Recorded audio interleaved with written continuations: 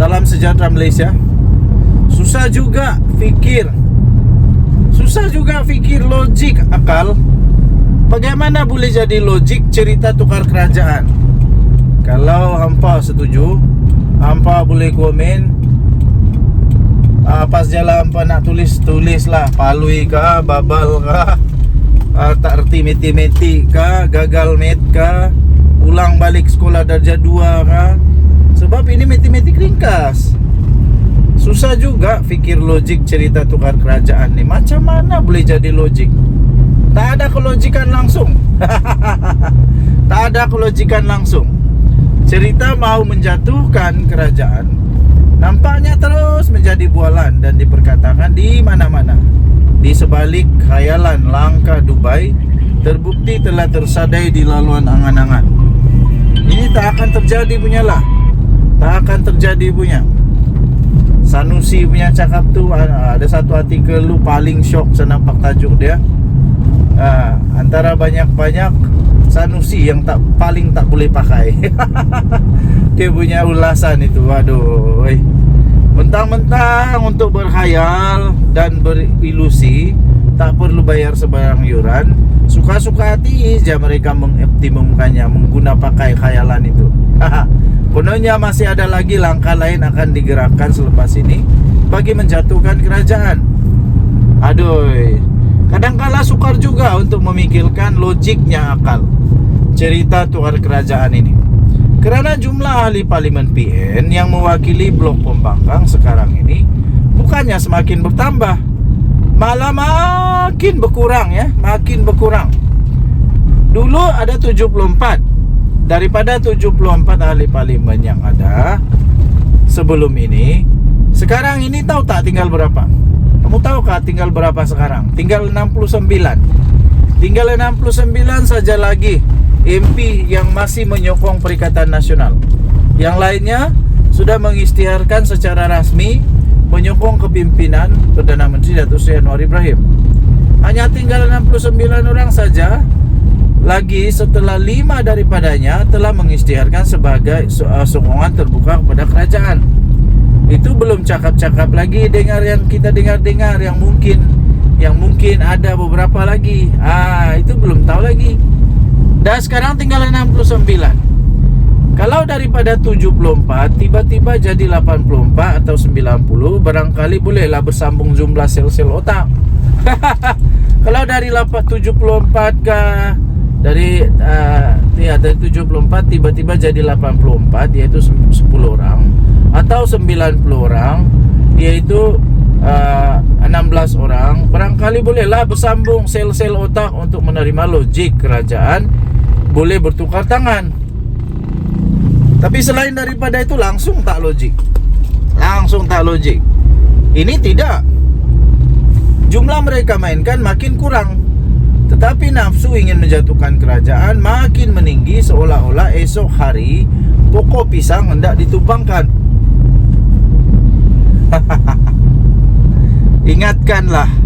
Ingatlah, nafsu lelaki ingin beristri lebih saja yang sentiasa tinggi, walaupun hakikatnya mereka takut bini.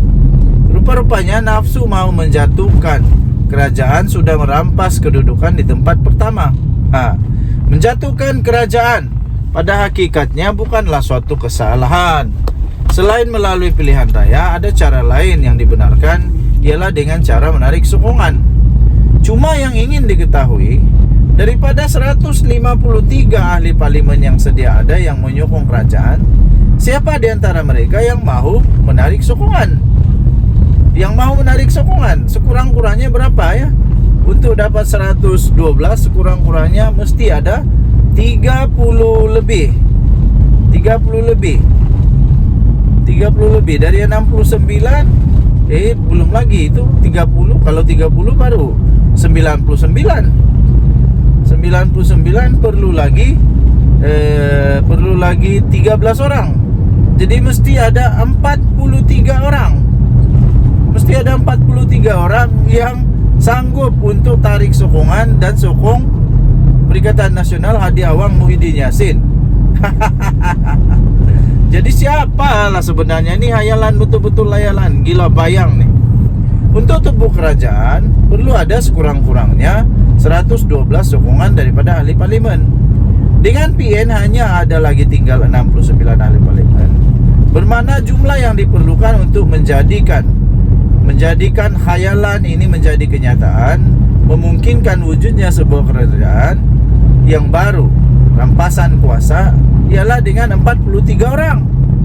43 orang, aduh. Artinya dalam hal ini, jika ingin menjatuhkan kerajaan, PN kena menarik 43 daripada 153 ahli parlimen yang sekarang menyokong kerajaan.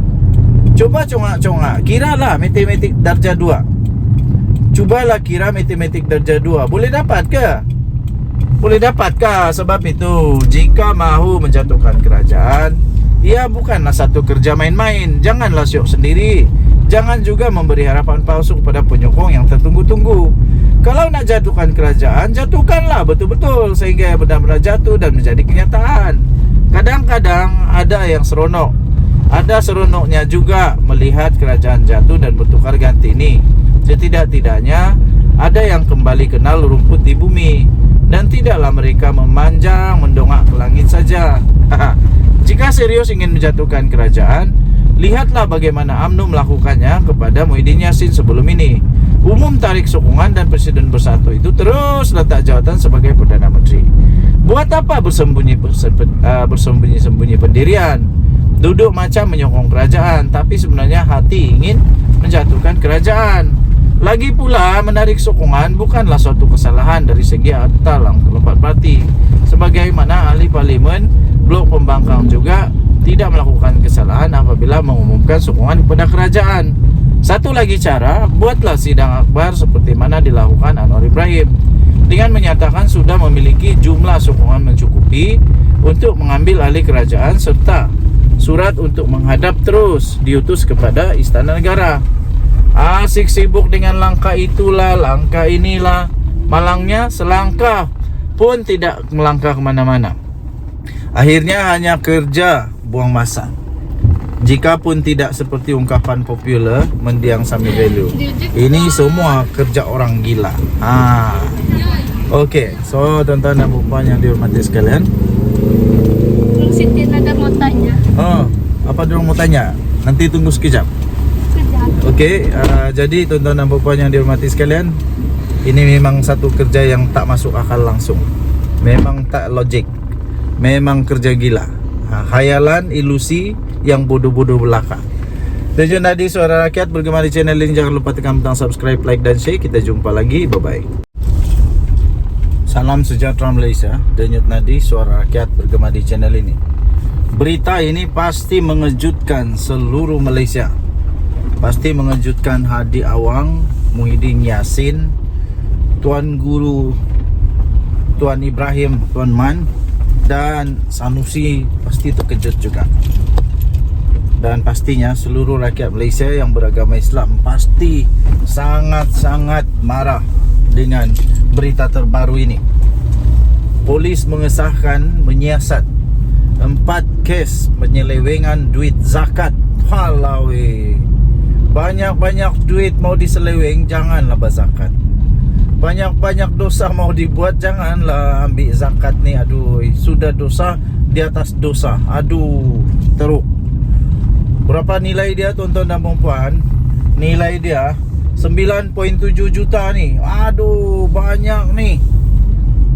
9.7 juta ni berapa ramai golongan asnaf, golongan yang susah, ibu tunggal ke apa-apalah, masalah yang ada masalah boleh dibantu. Tapi manusia-manusia ada juga yang ini duit zakat ni, pun ada juga seleweng. Polis sahkan siasat 4 kes seleweng duit zakat bernilai 9.7 juta ringgit Malaysia. Polis menyiasat sebuah syarikat. Sebuah syarikat yang dilantik sebagai ejen kutipan zakat oleh Majlis Agama Islam dan Adat Melayu Perak, MAIPK, selepas disyaki menyeleweng kutipan zakat sebanyak 9.62 juta ringgit Malaysia. Siasatan itu dijalankan selepas syarikat terbabit dipercayai telah gagal untuk mendepositkan wang zakat bermula dari Mac sehingga September 2023. Wah, teruk memang teruk.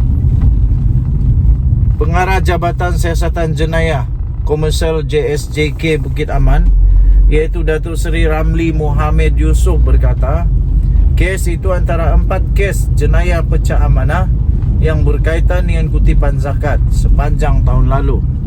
Katanya, 2 kes lain direkodkan di Selangor, diikuti 1 kes di Terengganu. Selain 1 kes di Perak itu dengan jumlah keseluruhan kerugian berjumlah 9.71 juta ringgit Malaysia. Katanya kes di Perak itu